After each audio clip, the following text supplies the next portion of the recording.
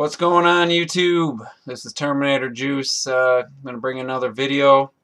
Today I want to talk about some of the things I've been reading and videos I've been watching. People have been talking about the Wii U price versus PS4 price. If Nintendo should do a price cut on the Wii U and when they should do it.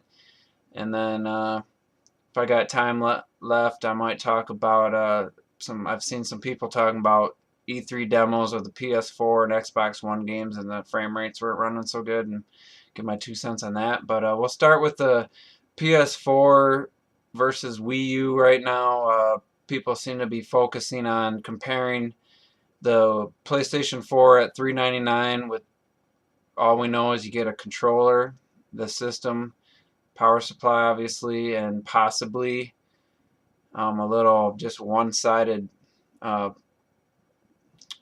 an earbud with a little mic, not confirmed, and probably a USB charging cable for the controller. And they're comparing it to the deluxe set because it's the closest in price and it looks better on a headline, you know, $50 difference. But with the Wii U Deluxe, you get an HDMI cable, you get a game, you get the charging cradle for the Wii U gamepad, which is like $20, and you get the rewards program where if you buy games digitally, you get 10% back for every $50 you spend. You get $5 added to your account, which is pretty awesome. I've just hit over $50 total purchases. I just got my $5, and you know I could go buy one of those independent games off the eShop. There's a couple that are close to $10, you know, so I got it half off. So that's really cool. It's good value. Yeah, the 32 gigs internal storage isn't gonna hold you forever. I've downloaded quite a few games, and I still got 19 gigs left. I haven't downloaded a full retail Wii U title yet, which I've heard can take between 8 to 15 gigs. So if I did that, obviously I'd be running out of space. But let's say, you know, if you're really going to compare the PS4 to the deluxe set, though, you got to at the very least add a game to the PS4. And for what we know right now, we don't know if they're going to be $60 or $70 games. If there's going to be any below 60, like $50 games. I'm guessing the first party launch games will be at least 60. They could decide to raise that to 70. So let's just say it's $60. So at the very least, you gotta say $460 to $350. You gotta say there's a $110 difference. And then if you don't have PlayStation Plus, and if you want to play games online, you got to spend another $60 for the whole year. But that's $60 if, let's say, you bought Battlefield 4 and you want to play online. You got to pay that additional fee. So yeah, Nintendo Land on the Wii U isn't an online game, but if you were to say, you can get like Black Ops 2 for $40. I got Need for Speed Most Wanted U for $40. And I play them online, and I don't have to pay anything. So for you guys with the PS4, or not you guys, I might get one myself, but anyone that buys a PS4, you add that $60 PlayStation Plus. Someone could add another game to the Wii U purchase for the same. Personally, I'd rather have a game for $60 than pay to play online.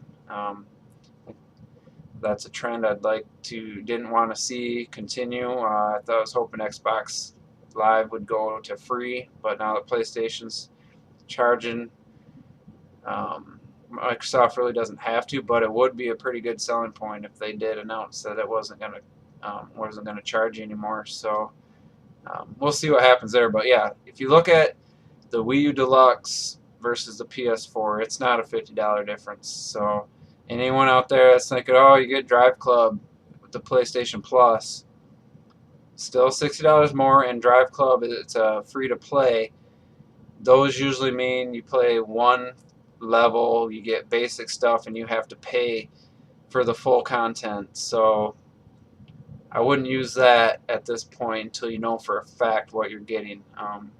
I'm guessing you'll have to pay to get new cars and new tracks, but that's just my guess at this point. But anyway, uh, I think a more fair comparison would be the Wii U Basic for $299 for the PS4, so that's $100 difference.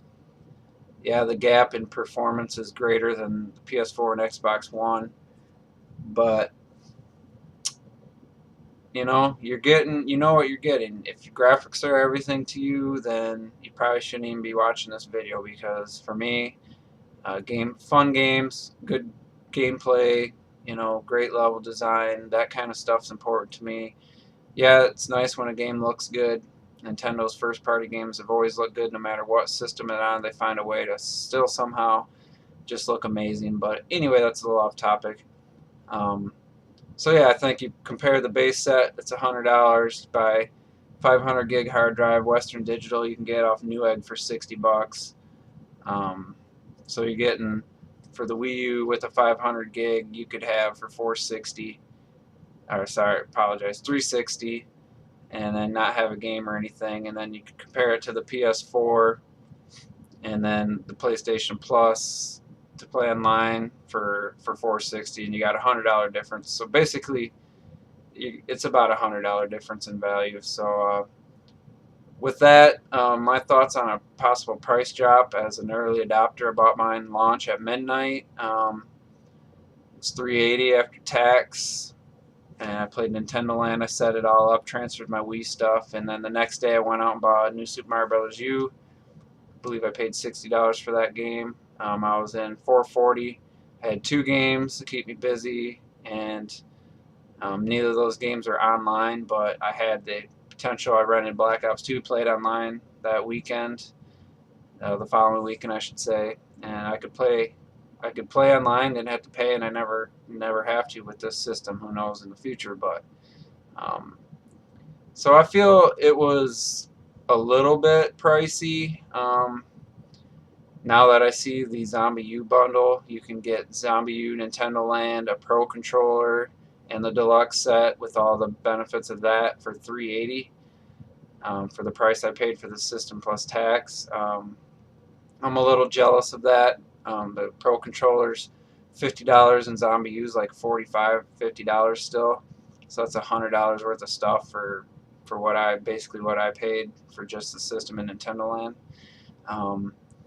So people got to think that there's 3.5 whatever million people that bought a Wii U 7 months ago. They drop the price right now, they're basically slapping us in the face. Unless they really give us something good to make up for it. You can't just look at it from one side. You got to look at it from people like me who bought the system, and now some guy I work with is looking at getting one, and he gets one for $50, $75, $100 less. I'm not going to feel too good about that. So then Nintendo's got to, you know, what they did with the 3DS. They had the ambassador program. I got 20 free games because they dropped the price $80, and I paid full price for mine. I actually did, and I traded in my DS and a bunch of games. I only paid, I think it was like $190 for my 3DS, and then I got the 20 free games. It was Game Boy Advance and NES games, but they're great games. I got a nice collection on my 3DS because of that. So yeah, it doesn't cost them a ton to give us stuff like that, but you don't want them to. It's become a trend with every generation. At some point, they got to put their foot down and say, hey, you know, we priced it, selling at a little bit of a loss, and if they changed it now, it would be kind of a slap in the face to the people that bought it. So at least got to be a solid year. I think in November with Donkey Kong, maybe they could do something. But I really don't see them lowering the price as much as giving you more for your money. Maybe throwing in a game and a Wii Remote Nunchuck or something for the $350. But I think they're scared to put more memory in it. Then you got people like me who's got the 32 gig version. If they come out with a 64 or 128 gig, then I'm gonna feel tempted to upgrade, and you don't want to be in that position, but it's hard. Like I said, it's not so easy of a decision, and they want to sell units, and they really got to start pushing. I would hope they'd spend some money on marketing. With Pikmin 3 a month away, I would hope they would just really market and see lots of ads, and maybe throw Pikmin 3 in place in Nintendo Land, keep the price 350, maybe give you a Wii remote and nunchuck, and make it a really good value that people they can't pass it up. If you separate a $60 game and the Wii remote nunchuck $60, you're getting a really good value. I think they're going to go that route. I don't see them just dropping the price. And even though to some consumers that aren't very educated, they might just see that $349 and say, "Oh my God, that's only $50 like a PS4." They don't really think about the hidden costs, the extra costs, and yeah, you could say Nintendo Land's kind of not a full retail game, but at least you're getting something, and then there's a lot of cheap titles to download. Since the system's been out a year, a lot of the launch games are now $20-$30. I know Batman Arkham City's dropped to $29.99, might even be lower now. Assassin's Creed 3's dropped. Lego City Undercover, I think, is even down to 40 something now. So there's a lot of games that you can get for lower price. That's something you're not going to get with the PS4. You're not going to get any cheap games till next year at this time. So people need to look at the full story, and that's just kind of all I wanted to say. And as a person who bought the Wii U at launch, I don't want to see a price drop right now.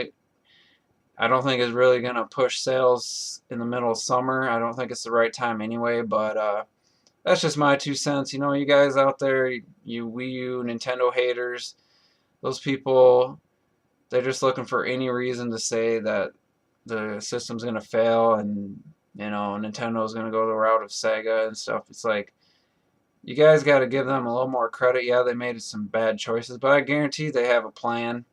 They actually held Pikmin 3 to release.